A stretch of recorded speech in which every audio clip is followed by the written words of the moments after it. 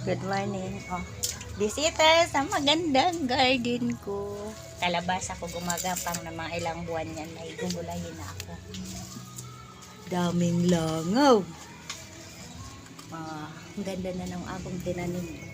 Hindi man ako nito kumakain pero natutuwa lang ako. Ang bait ng anak. Nak, ang bait mo, nak. Masarap ng ulam namin. Tambak na labahin. Nagwashing pa lang. Padami-dami kasi na unay na mga chinelas na linisan. Wow. Sana laging ganyan para hindi mainit ang ulo ko. Bilay mo kami ng chicken sa Jollibee na kami. Wow, Jollibee talaga. Sabi nga ni Bilin kahapon, bakit si mama pag hindi tayo binibigyan sabi ng pera.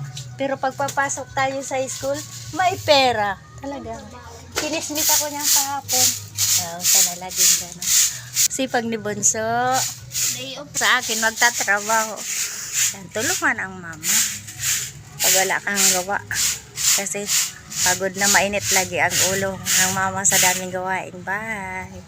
Umiinit ang ulo. Dahil mainit ang panahon. Mabait naman ako. Lalo pag tulog.